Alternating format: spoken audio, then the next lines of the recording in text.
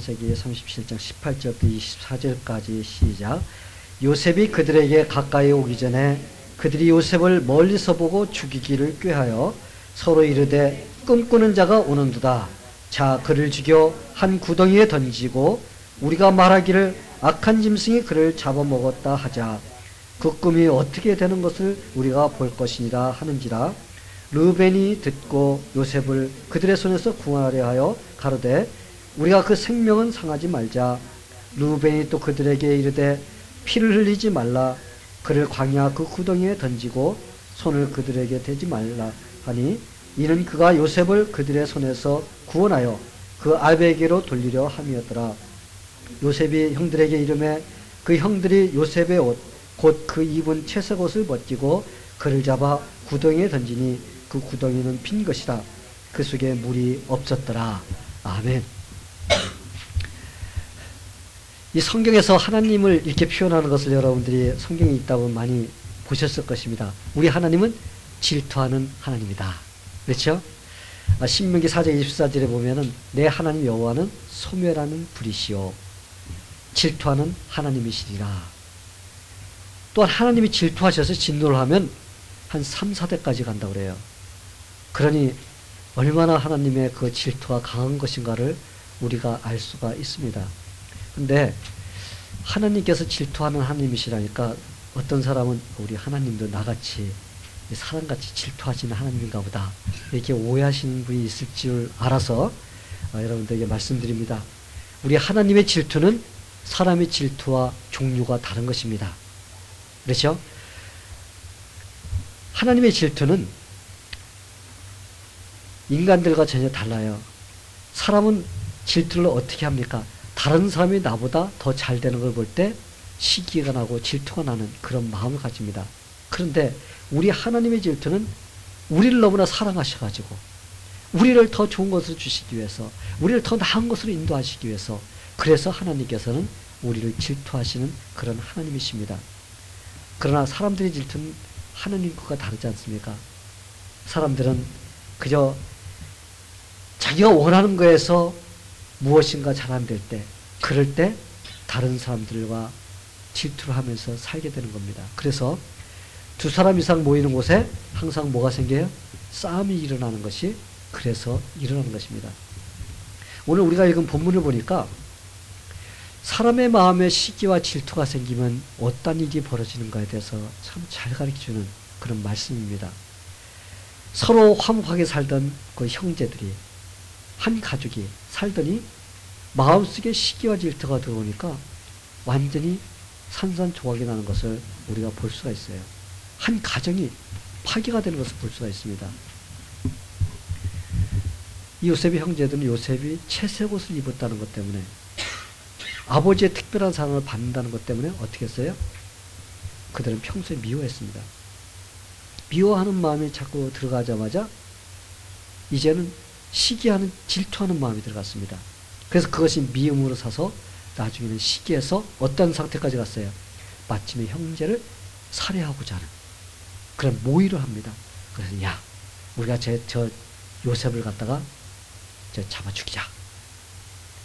그러다가 나중에는 그 유다의 중재로 인해서 요셉이 상인들에 의해서 팔려갑니다. 그래서 순식간에 한 가정이 어떻게 됐어요? 시기와 질투로 인해 가지고 형제들이 뿔뿔이 흩어집니다. 그리고 그 가정이 비참해지는 것을 볼 수가 있어요. 성도 여러분, 믿는 사람도 하루하루 살아갈 때 다른 사람과 더불어 살아가는 인생입니다. 그렇죠? 여러분 혼자서 살 수가 없어요. 우리는 매일매일 사람 만나고 사람을 우리가 대하면서 살아가야 됩니다. 그런데 그런 가운데서 우리가 살 때 우리가 시기와 질투에 걸리면 어떻게 됩니까? 우리는 쓰러지게 돼 있어요. 쓰러지면 우리는 신앙도 또 우리의 삶도 망가진 것을 우리가 경험하게 됩니다. 그래서 우리는 어떻게 해야 돼? 믿는 자들의 마음속에도 시기와 질투가 들어옵니다. 나는 안 그래. 난 그렇지 않아. 여러분 그렇지 않습니다. 우리의 마음에도 이런 마음이 들어옵니다. 요셉의 형제들, 그들 하나님을 섬기던 자들이었습니다. 근데 그들의 마음속에도 미움이 들어가고 시기가 들어가고 질투가 들어가니까 그 가정이 깨지는 것을 볼 수가 있습니다. 이걸 보면서 내 마음속에도 시기와 질투가 들어올 수가 있구나. 그럴 때 과연 어떻게 그것을 이길 수 있을까? 어떻게 승리할 수 있는가? 우리가 그 방법을 배울 때 우리는 어떤 상황이 놓일 때 그것을 승리하고 우리가 살 수가 있습니다.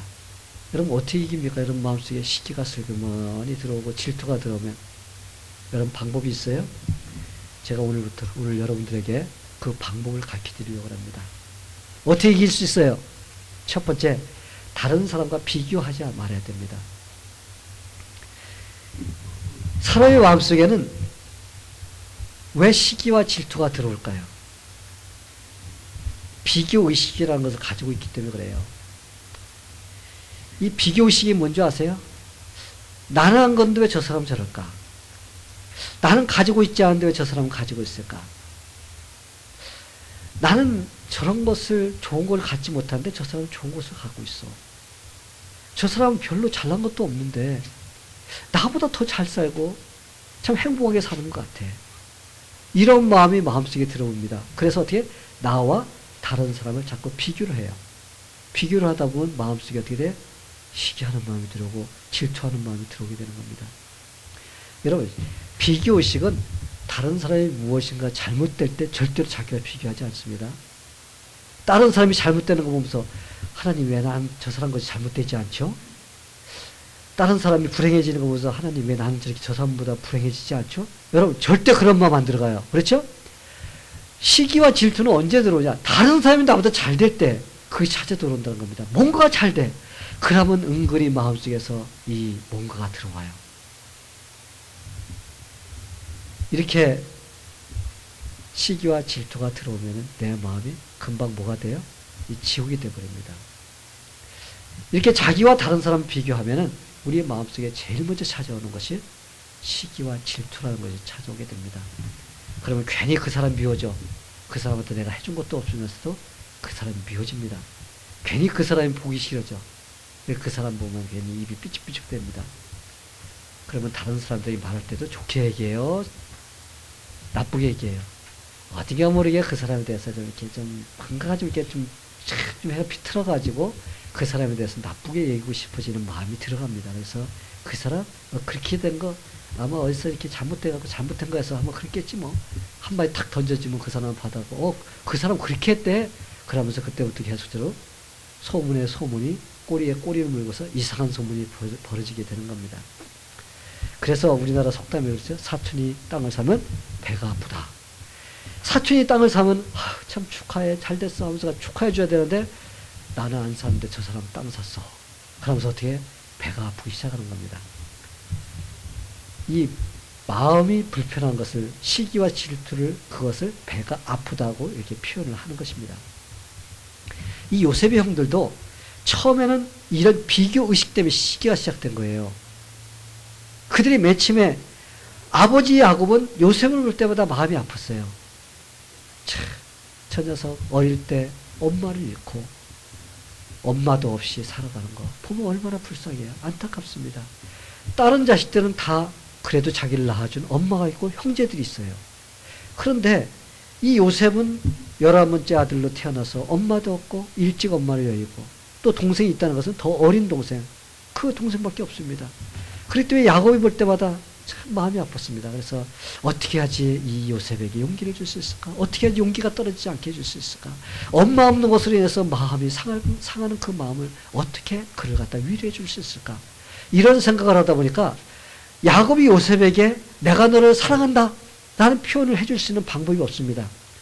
여러분 그 당시에 야곱이 요셉에게 내가 너를 사랑한다 하는 표현을 해줄 수 있는 것이 뭐가 있을 것 같아요? 또 더더군다나 남자가 그렇죠? 그렇게 가서 그냥 사랑한다 끌어안고 그냥 뽀뽀해주고 막 그렇게 해주겠습니까? 요즘에 한국 아버지들 같지 않습니까? 그냥 아버지들 그냥 사랑한다 좋아한다 그렇게 표현하면 무슨 큰 잘못되는 것 같이 잘 하지도 않지 않습니까? 아마 야곱도 험악한 인생을 살다 보니까 그 사랑한다는 표현을 해줄 수 있는 방법이 없었던 것 같아요. 그래서 내가 너를 사랑한다 하는 방법이 아마 다른 형제들보다도 다른 방법으로 좀 채색 옷이라도 입혀가지고 내가 너를 사랑한다라고 표현하고 싶었을 것입니다. 그래서 야곱은 요셉에게 특별하게 그 채색 옷을 해서 입혔어요. 그런데 요셉의 형들이 가만히 보니까 요셉이 자기들하고 달라. 그래 비교가 시작된 거예요. 우리는 입지 않았는데 저 녀석은 채색 옷을 입고 있어? 하는 것이 이제 마음에서 비교가 시작된 겁니다. 그러자 그들의 마음속에 어떤 마음이 들었어요? 요놈 아버지의 사랑을 독차지 하는 것 같아? 그러면서 어떻게 미워하기 시작합니다. 이 미워하기 시작하는 마음이 가득 차면요, 여러분 그때부터 시기와 질투가 시작되는 거예요. 만약 형제들이 요셉을 보면서 그래 저 녀석은 엄마도 없이 말이야, 우리는 엄마도 있고 아버지도 있는데 저 녀석은 엄마도 없이 이렇게 어린 녀석이 참 안 됐다, 그런 마음이 들어갔다면, 비교의식이 아니라 그런 마음이 들어갔다면 그래 참 너무 치근하다, 우리가 이해해줘야지, 왜 동생이 저런 걸로도 위로받아야지, 이런 마음이 들어갔을 것입니다. 그러면 어떻게 해요? 그러면 그를 미워하지 않고 시기하는 질투 마음이 안 들어갔을 거예요. 근데 그들이 그를 이해하려고 하는 것이 아니라 어떻게 시기하고 질투하고 비교하고 막 이러면서 그를 미워하기 시작해서 결국은 어떻게 됐습니까?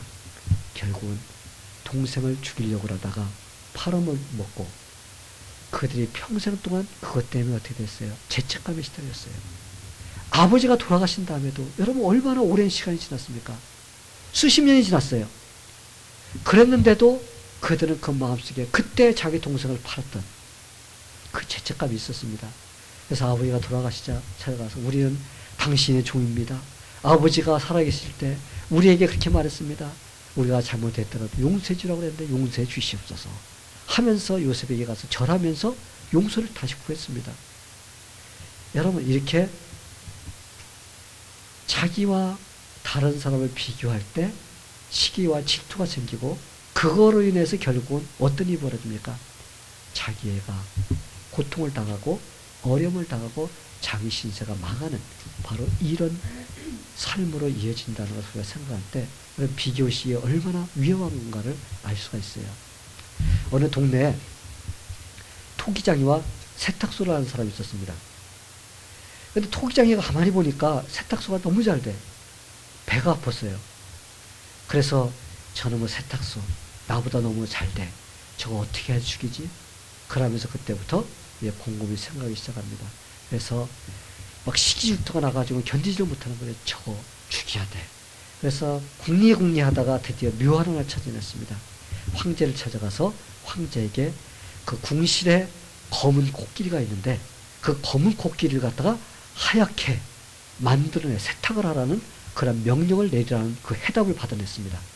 왕에게 가서 막 어떻게 했는지 몰라요. 찾아가서 왕에게 막 별수단을 다 써갖고 왕으로 하여금 세탁소 주인에게 검은 코끼리를 하얗게 만들도록 하라는 명령을 받은 겁니다. 그래서 왕이 세탁소 주인을 불렀습니다.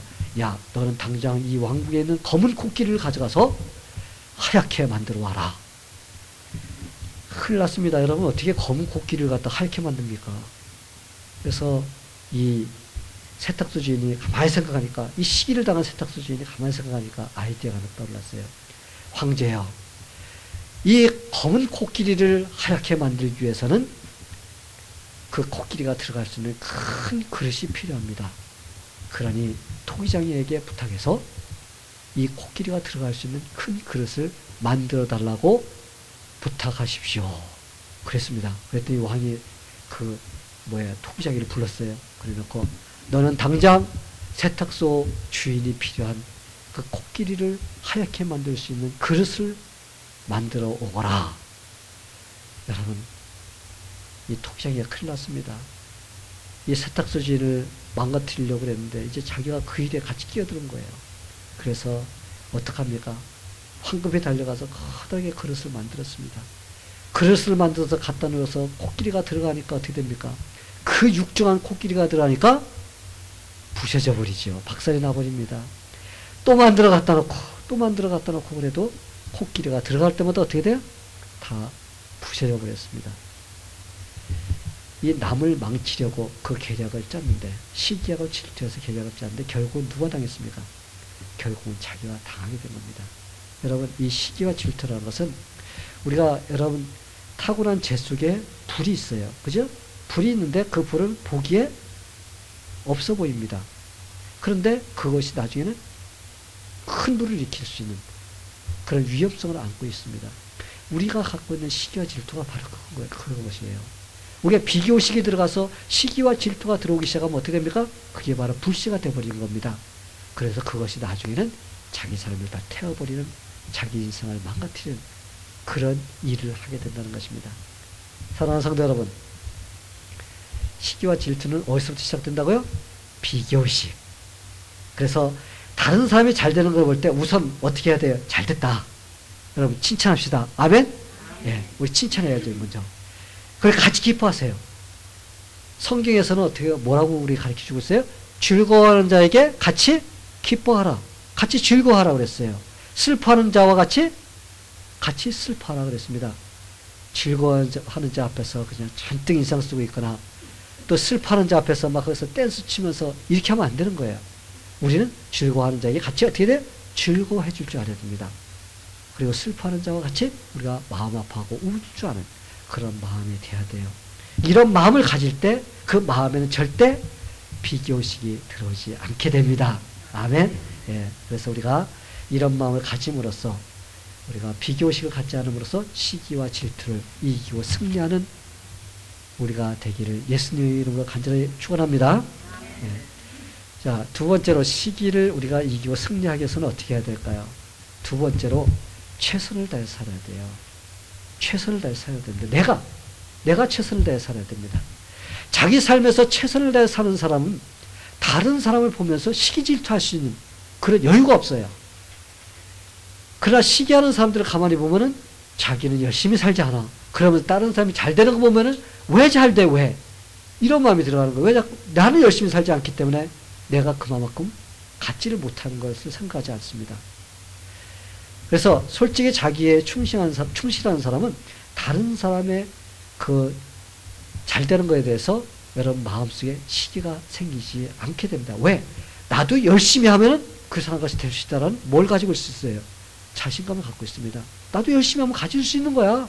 그렇기 때문에 괜찮아. 이런 마음이 들어갑니다. 또한 다른 사람이 얻은 것은 그만큼 그 사람이 노력했기 때문에 얻어진 거라는 것을 내가 인정할 수 있는 사람이 됩니다. 왜? 내가 열심히 사는 사람은 그래 그렇게 되는 것은 공짜로 되는 게 아니야. 그만큼 내가 열심히 그 사람이 뛰었기 때문에 생길 수가 있는 거지. 그렇기 때문에 그 사람이 생기는 건 당연한 거야. 이렇게 생각할 수 있는 마음이 된다는 거예요.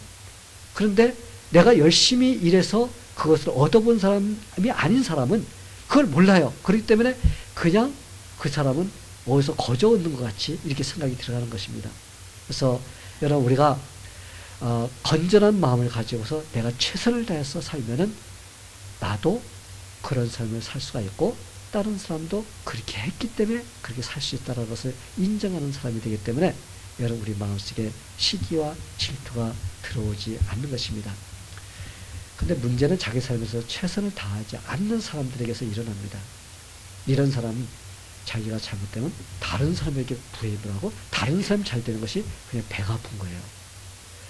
여러분 인류의 조상인 아담이 하나님의 말씀을 어기고 죄를 범하고 죄이 된 이후에 최초의 살인자가 누구예요? 가인이에요. 가인. 근데 가인과 아벨은 그들이 똑같이 하나님을 섬기면서 살 수 있는 환경에서 자랐습니다. 아담과 하와가 하나님의 말씀을 어기고 죄를 범했습니다. 그래서 에덴 동산을 쫓겨났어요.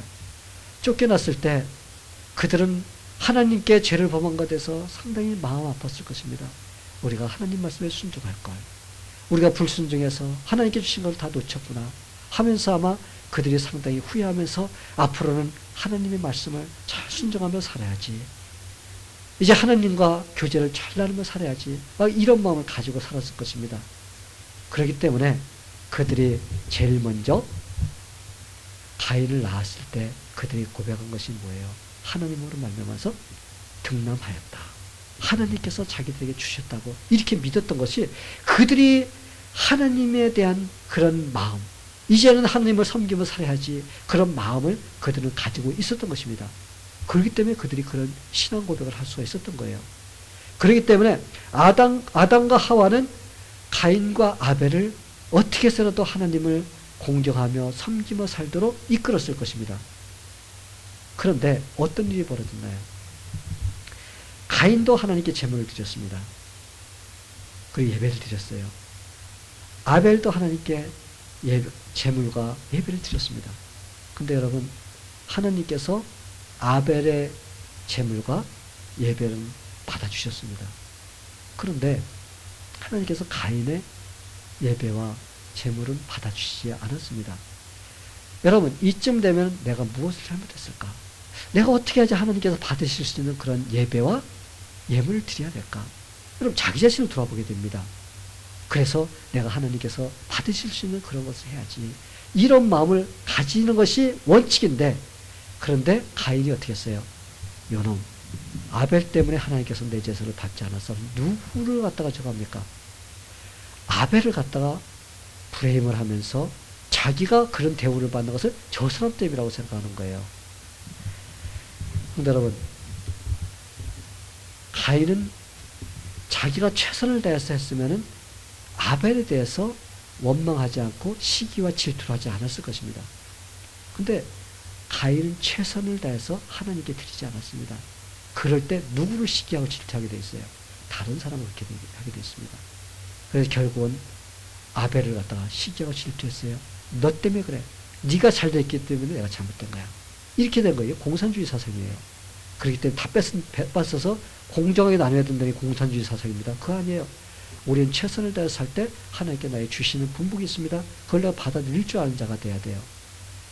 그런데 이 가인은 네가 잘 됐기 때문에 내가 잘못된 거야. 네가 잘못했으면 내가 하나님께 대접받을 수 있는데 네가 그랬기 때문에 그런 거야 하면서 다른 사람이 잘 되는 것을 자기 잘못으로 돌리지 않고 다른 사람의 잘못으로 돌렸습니다. 그래서 가인은 동생을 들러 불러냈습니다. 그리고 그를 죽였어요. 최선을 다해서 살지 않는 사람들은 그 특성이 무엇이냐면 다른 사람을 시기합니다. 여러분, 사울왕을 보시기 바랍니다. 그는 하나님을 최선을 다해서 섬기지 않았습니다. 자기에게 초점 맞추고 자기가 원하는 것을 추구하며 살았어요. 그런데 다윗이 사울왕이 거의 골리앗이라는 그 장수에게 모두 빼앗기고 망하게 되었을 때 다윗이 골리앗을 쳐 죽였습니다. 하나님의 이름으로, 만군의 여호와의 이름으로 나가서 어떻게 했어요? 골리앗을 돌 하나로 그를 쓰러뜨렸어요. 그러니까 모든 사람들이 사울이 죽인 자는 천천히요, 다윗이 죽인 자는 만만이라. 그러니까 괜히 다윗이 미워지고 시기가 난 거예요. 왜? 내가 왕인데 다윗이 대접을 받고 다윗이 잘했다고 칭찬받으니까 괜히 뭐가 생겼어요? 시기와 질투가 생기는 겁니다. 자기가 잘했으면은 다윗이 드러나지 않았을 텐데 자기가 잘못했기 때문에 다윗이 그 일을 해서 드러났습니다. 그러면 그를 갖다 칭찬해주고, 그래 잘했어, 네가 이번에 승리했어, 대접받아야 돼, 이렇게 해줬어야 되는데 이 사울왕이 그러지 않았습니다. 그래서 그는 다윗을 시기하기 시작하고 결국은 여러 번 죽이려고 하는 그 시도를 한 것을 볼 수가 있습니다. 성도 여러분, 최선을 다해서 살지 않는 사람의 마음에는 다른 사람이 잘 되면 뭐가 생겨요? 시기하는 마음이 생기게 되었습니다. 시기하는 마음이 생기지 않기 위해서는 어떻게 돼요? 내가 최선을 다해서 살아야 됩니다. 내가 진짜 최선을 다해서 살 때 우리는 다른 사람 볼 수 있는 여유가, 그 시기할 수 있는 그 마음이 없어요. 그렇기 때문에 우리가 시기하는 마음이 들어올 때는 여러분이 첫 번째로는 뭐예요? 내가 다른 사람을 비교하고 있는가 생각해 봐야 돼요.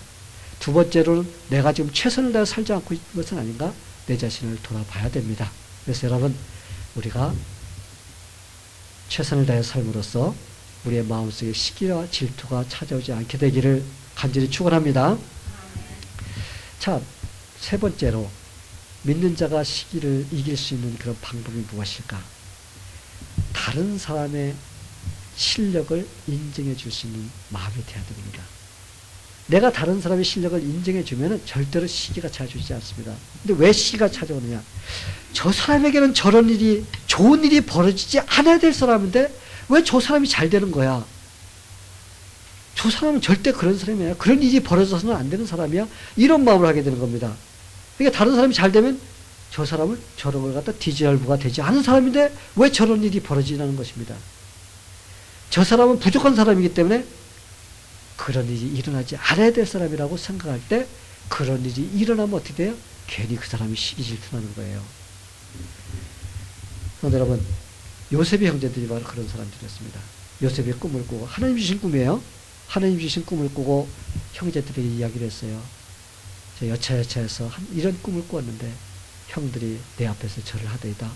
이러니까 야 이놈아, 네가 너 같은 존재가 어떻게 그런 일이 벌어질 수가 있어. 야 웃기는 소리 하지 마. 그래 우리가 너를 죽이면은 과연 그 꿈이 이루어지는가 한번 보자. 여러분 그랬던 거예요. 요셉을 어떻게 했어요? 완전히 무시한 것입니다. 그래서 요셉이 말하는 그런 것들 우리가 그것을 막으면 절대 일어날 수 없어 하면서 요셉을 무시했기 때문에 바로 그 요셉을 팔아 넘길 수가 있었던 것입니다. 여러분 다니엘을 보시기 바랍니다. 그는 다니엘이 유다인으로서 바벨론에 포로 잡혀가서 그곳에서 하나님께 주신 특별한 지혜와 꿈을 행용하는 그러한 그 지혜를 가지고 있었습니다. 그래서 그 나라에 일어나는 그런 일들을 갖다가 그때마다 그 잘 해석을 해줌으로써 그 왕들이 다니엘을 어떻게 했어요? 신뢰를 했습니다. 그래서 다니엘이 신임을 받다 보니까 사람들이 괜히 시기가 난 거예요. 왜? 저 유다인인데 바벨론에서 왕의 신임을 받는 겁니다. 그래서 그의 흠을 찾아보려고 하니까 흠을 찾을 수가 없어요. 그래서 나중에는 다니엘이 기도한다는 걸 알고서는 기도를 못하게 하는 법을 만들어서 다니엘을 사자굴에 잡아놓습니다. 여러분, 만약에 이 바벨론의 그 고관들이 다니엘의 실력을 인정해주고 받아들였다면 시기가 나지 않았을 것입니다. 근데 그들은 이미 누구를 무시했어요? 다니엘을 무시해버렸어. 너는 그런 대우받을 수 있는 존재가 아니야. 그렇기 때문에 이렇게 대우받는 것은 맞는 일이 아니야. 그렇기 때문에 너는 없애줘야 돼. 그리고 우리가 그 대우를 받아야 돼. 이런 마음을 가지고 있었기 때문에 결국은 그를 갖다가 처치하려고 했던 것입니다. 성도 여러분, 다른 사람의 실력을 인정하려고 그러면 은근히 그 사람이 잘 될 때 시기가 난다는 원리를 우리가 알아야 돼요. 왜 바리새인들이 예수님을 갖다가 미워하고 시기하고 질투했을까요? 예수님이 하는 걸 보면은 어딘가 모르게 달라. 권위가 있어요. 그런데 그들은 뭘 하기를 싫어했어요? 예수님을 갖다 인정하기를 싫어했던 것입니다. 인정하기를 싫어하니까 그냥 예수님을 갖다가 무시하고 그를 갖다 없애려고 하는 그런 일만 시도를 하다 보니까 결국은 그들이 큰 죄를 지고 말았던 것입니다. 성도 여러분, 우리 믿는 자들은 다른 사람이 실력이 있을 때는 어떻게 해야 돼요? 인정해 줘야 됩니다. 하나님은 각자의 특별한 재능을 주셨습니다. 어떤 사람은 물질을 잘 벌어서 하나님을 섬길 수 있도록 하나님께 특별한 재능을 주셨어요. 어떤 사람은 교회에서 봉사를 열심히 잘하게 하는 그런 또 마음을 주신 사람이 있습니다. 어떤 사람은 충성을 잘하게 하는 사람도 있어요. 어떤 사람은 섬기기를 잘하는 사람이 있습니다. 어떤 사람은 또 음악의 재질이 있어서 또 하나님을 섬기게 하는 그런 기술이 있어요. 그래서 하나님께서 각자 주어진 그걸 가지고 어떻게 돼요? 우리가 열심히 섬길 때 이 사람이 하는 것을 우리가 인정해주고 또 이 사람이 하는 걸 인정해주고 우리가 그래야 되는데 내가 그것을 인정해주지 않으면 어떻게 돼요?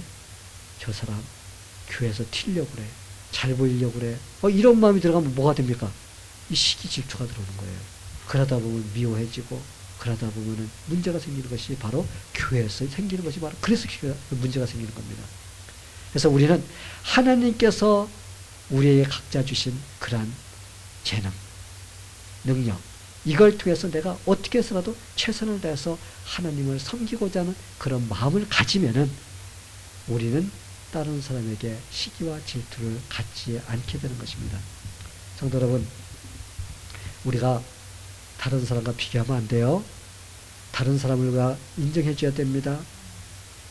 그리고 우리가 열심을 다해서 나에게 주신 그걸 가지고 주님을 섬길 때 우리는 시기를 이기고 질투를 이기고 하나님께서 원하시는 그런 선한 마음을 가지고 주님을 섬길 수가 있습니다. 여러분, 우리가 다른 사람이 잘 되면 어떻게 하라고요? 칭찬해 주는 거예요. 다른 사람이 잘 되면 어떻게 돼요? 기뻐하는 거예요. 그리고 우리가 같이 또 어려움을 당하면 슬퍼하고 같이 기도해주고 그런 마음을 가질 때 절대 우리 마음에 감히 시기와 질투가 들어오지 못할 것입니다. 우리 다 같이 승리하는 성도가 되기를 예수님의 이름으로 축원합니다. 다 같이 기도하겠습니다. 하나님 아버지 감사합니다. 오늘 이 말씀을 통해서 우리가 시기와 질투가 우리 마음에 찾아올 때 승리하기를 원합니다. 하나님 이 세 가지를 꼭 마음에 기억하면서 살 수 있도록 하나님께서 도와주시고 우리 성도들 삶에서 꼭 승리할 수 있도록 하나님께서 인도하여 주시옵소서.